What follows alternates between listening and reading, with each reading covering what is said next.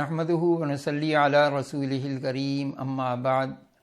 فاعوذ بالله من الشيطان الرجيم بسم الله الرحمن الرحيم وفي اموالهم حق معلوم للسائل والمحروم وقال الله عز وجل وآت ذا القربى حقه والمسكين وابن السبيل ولا تبذر تبذيرا وقال صلى الله عليه وسلم انتم ترزقون بضعفائكم او كما قال علیہ الصلاۃ والسلام صدق اللہ العظیم وصدق رسولہ النبی الکریم۔ محترم خواتین حضرات، آج ہماری گفتگو کا عنوان ہے غریبوں کے حقوق۔ اس میں کوئی شک نہیں ہے، اجتماعی زندگی، معاشرتی زندگی میں جب ہم اکٹھے رہتے ہیں تو یہ پوری زندگی حقوق اور فرائض کے ساتھ یہ گندھی ہوئی ہے۔ جو میرے فرائض ہیں وہ کسی اور کے حقوق ہیں، جو آپ کے فرائض ہیں وہ دوسروں کے حقوق ہیں۔ اور معاشرتی حسن یہ ہے کہ جو لوگ فرض شناس ہیں، خدمت گزار ہیں، اپنی ذمہ داریوں کو جانتے ہیں اور دوسروں کے حقوق کو ادا کرنے کی آرزو رکھتے ہیں، اللہ تعالیٰ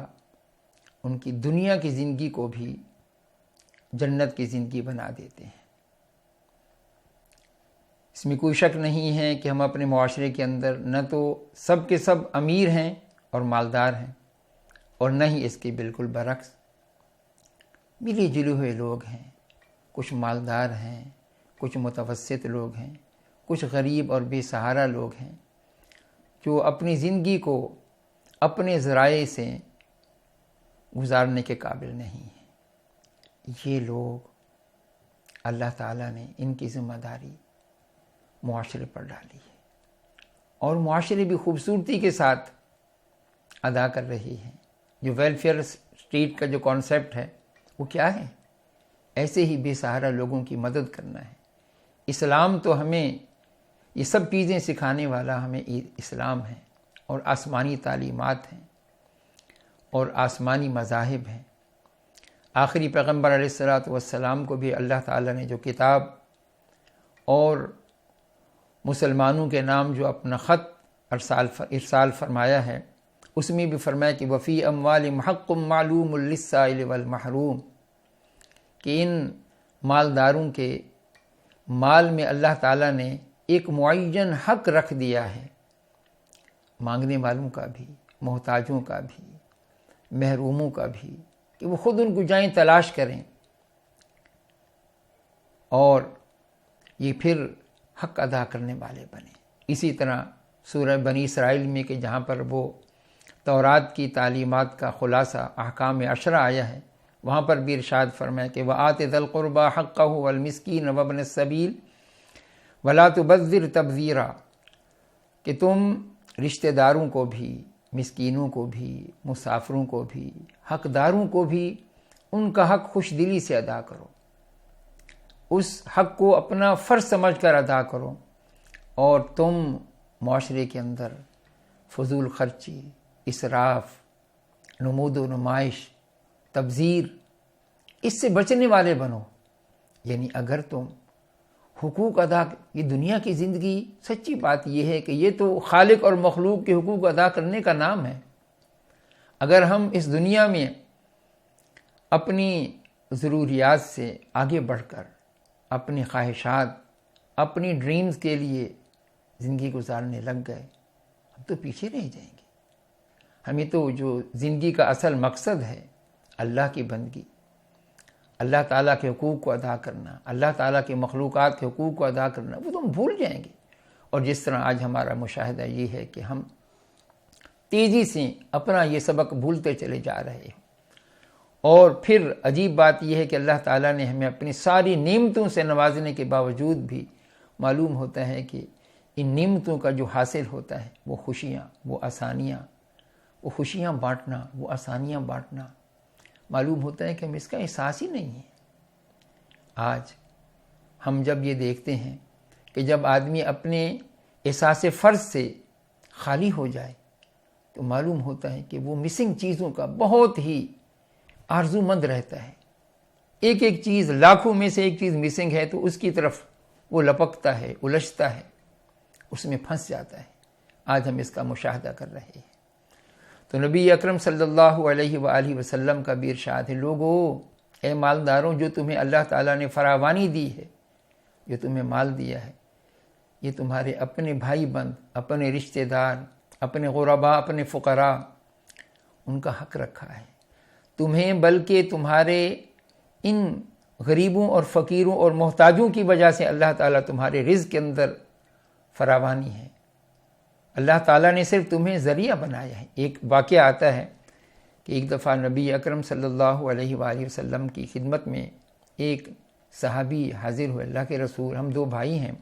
میں سارا دن کام کرتا ہوں، جبکہ میرا بھائی میرے ساتھ وہاں نہیں جاتا اور یہ آپ کے پاس مسجد میں بیٹھا رہتا ہے۔ تو آپ نے اسی کا حوالہ دیا کہ تمہیں کیا معلوم، ہو سکتا ہے کہ اللہ تعالیٰ تمہیں تمہارے اس بھائی کی وجہ سے رزق دے رہے ہیں۔ جب آدمی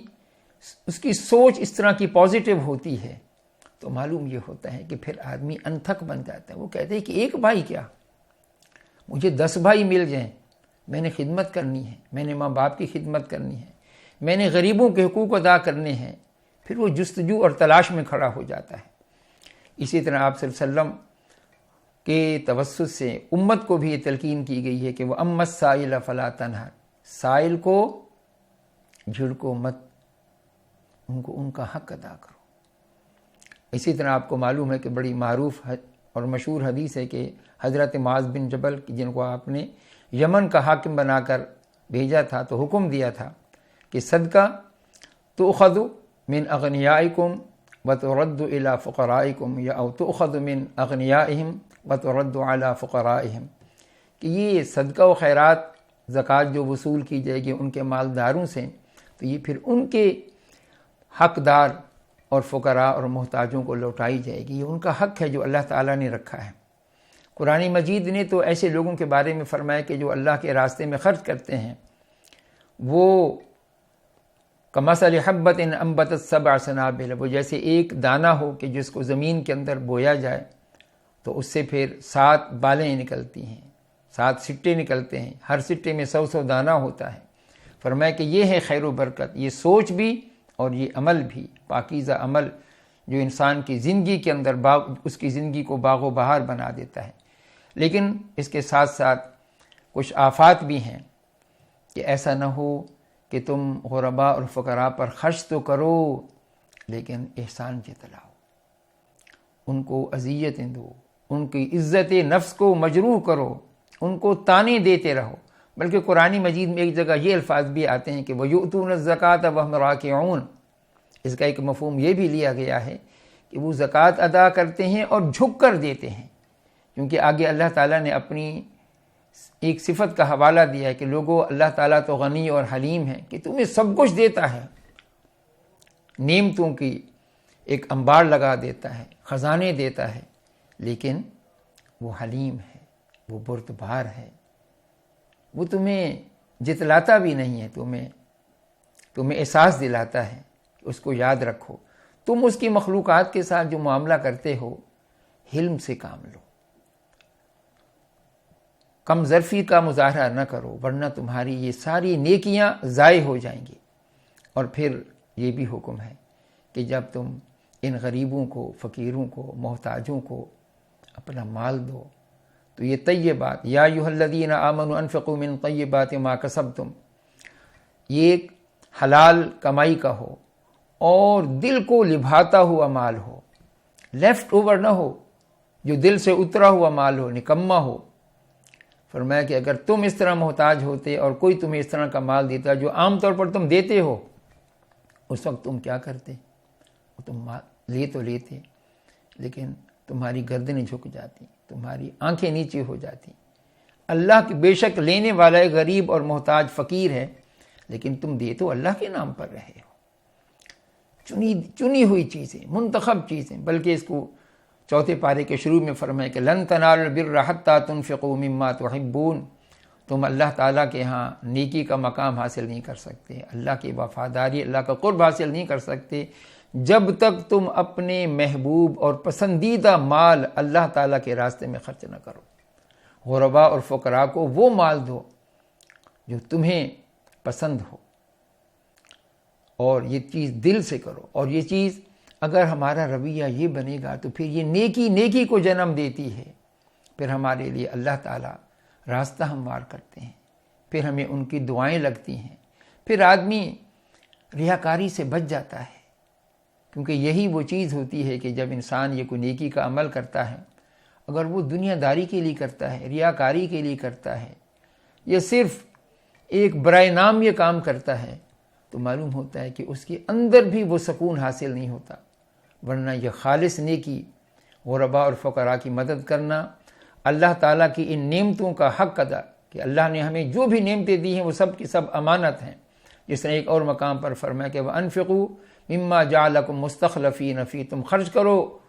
اس مال و دولت میں سے، ان نعمتوں میں سے کہ جن میں اللہ نے تمہیں امین بنایا ہے۔ اللہ تعالیٰ ہمارے اندر یہ احساس پیدا فرما دیں۔ اس میں خاص طور پر ایک بات یہ بھی ہے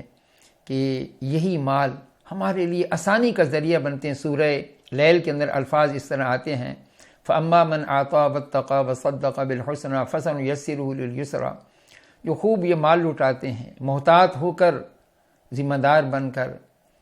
اور آخرت کی تصدیق کرنے والے بن کر، تو ہم ان کے لیے یہ نیکیوں کا راستہ آسان کر دیتے ہیں، وہ ان کو بوجھ نہیں سمجھتے ہیں، ان سے خوشیاں حاصل کرتے ہیں۔ اللہ تعالیٰ کرے کہ ہم اس طرح غرباء پر، فقراء پر، حقداروں پر مال خرچ کر کے اللہ کے قریب ہو جائیں۔ اللہ تعالیٰ ہم سب کو توفیق عطا فرمائے، آمین یا رب العالمین۔